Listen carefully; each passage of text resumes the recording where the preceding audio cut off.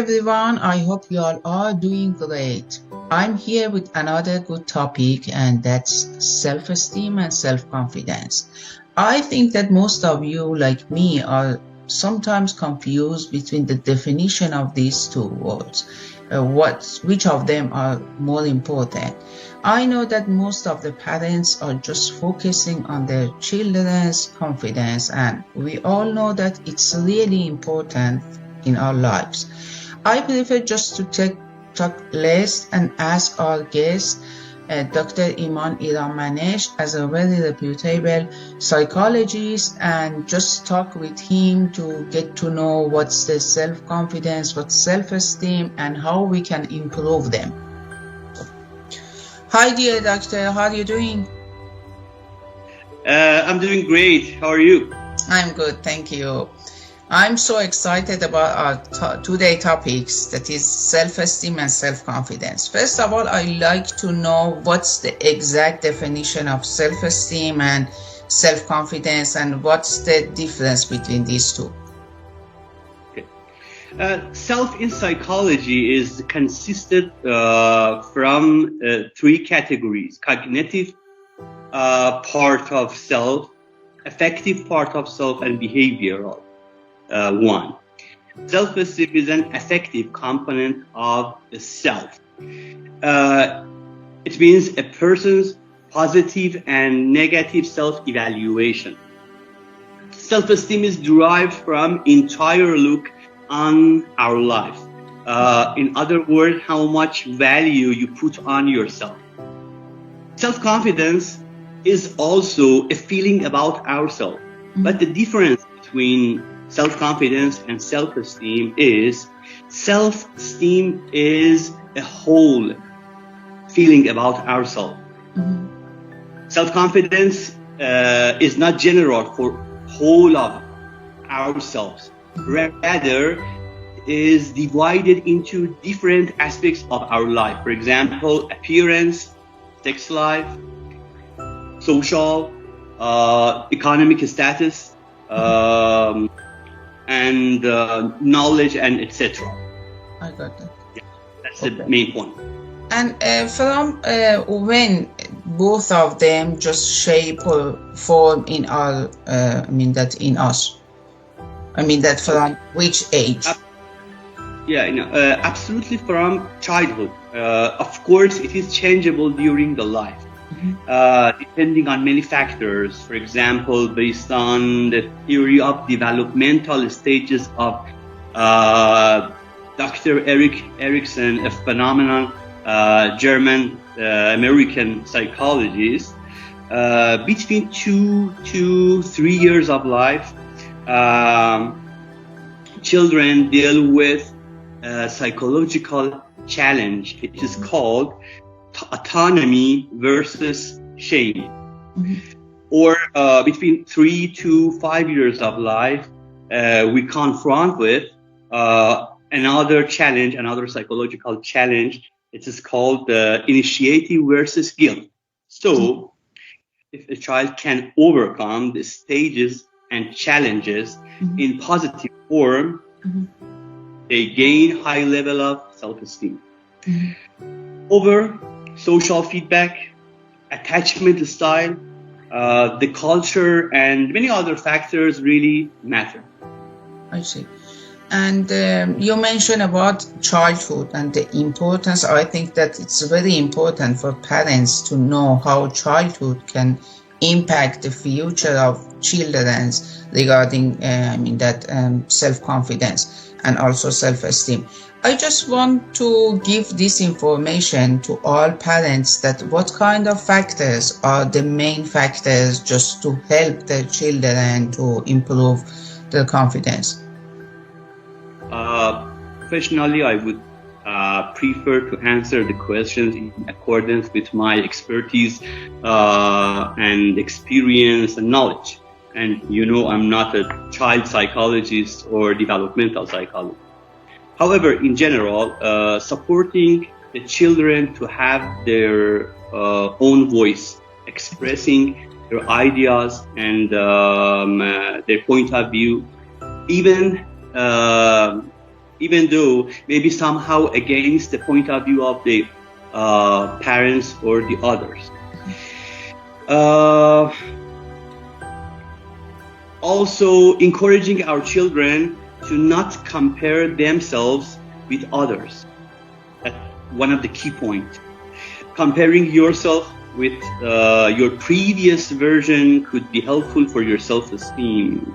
Conversely, when you compare yourself with the others in any aspect of life, for example, physically, socially, popularity, socioeconomic status, it may decrease the level of self-esteem.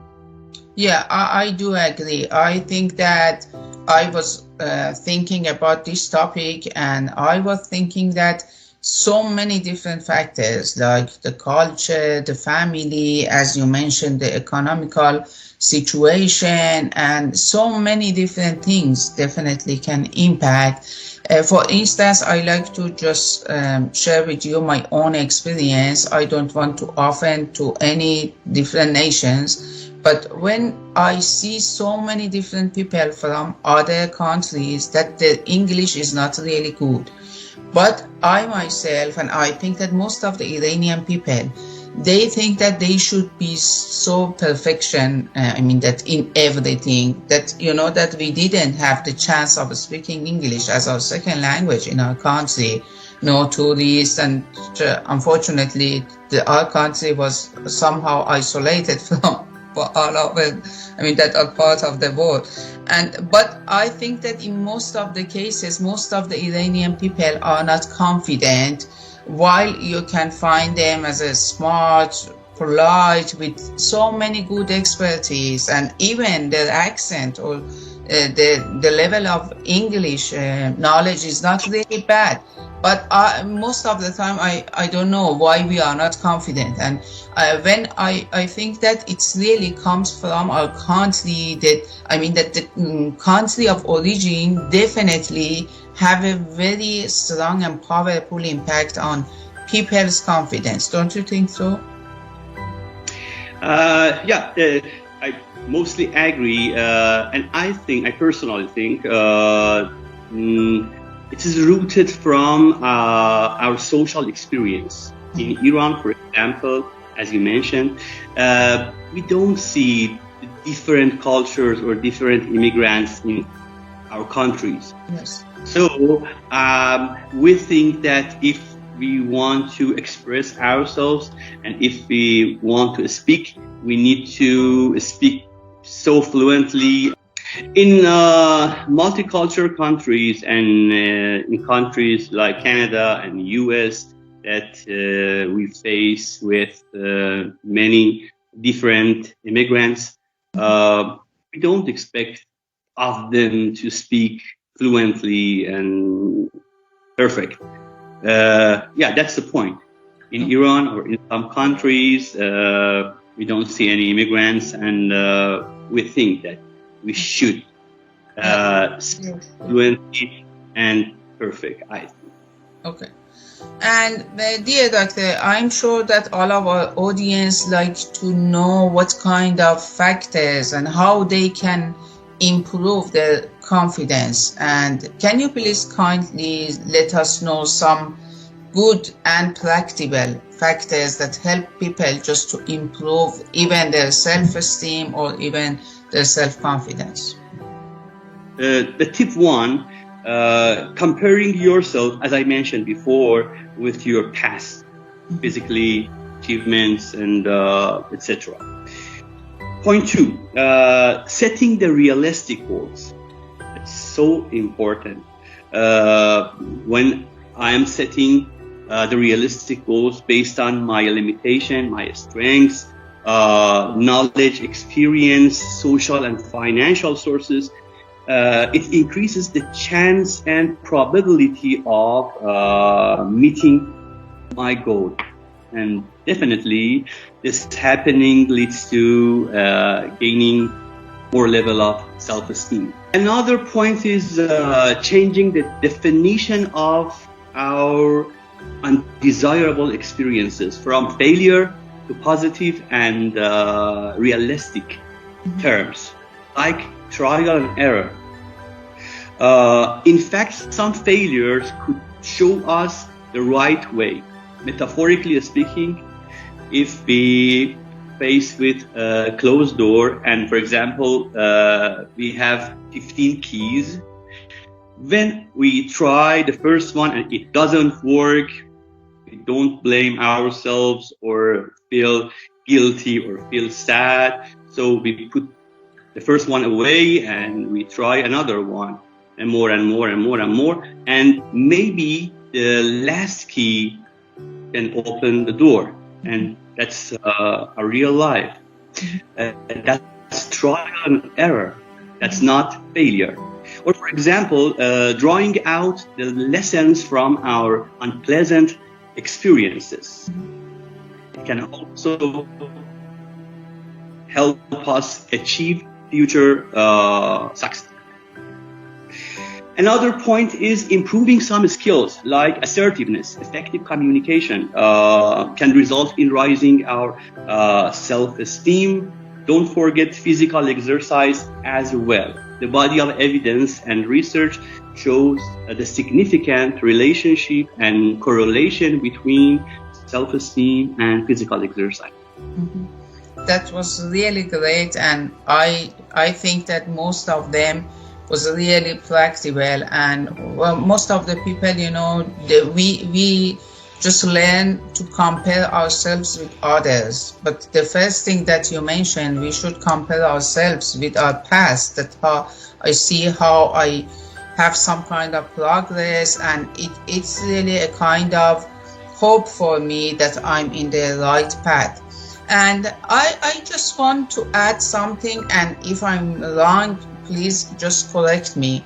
I think that most of the people don't know how they should do self-love to themselves. I don't know if caring about ourselves, loving about ourselves has something to do with self-esteem or self-confidence or not. That's a good point you mentioned. In psychology, there is a great approach. It's called compassion therapy. Compassion therapy is divided to two different parts: self-compassion and compassion toward the others. And in compassion towards myself, I learn self-love, self-respect, and some other important skills. And that's kind of antidote to self-blame or self-degrading. And that's the point. Okay, thank you so much, Doctor. Thank you for joining us and letting us to get to know so many good, impressive things. And I hope to see you soon in next program. Have a great one, and thanks for joining us.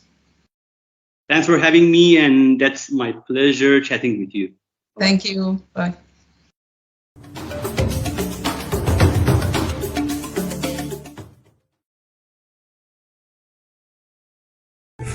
Thanks for watching. Drop a like, leave a comment, and don't forget to subscribe to watch more videos like this.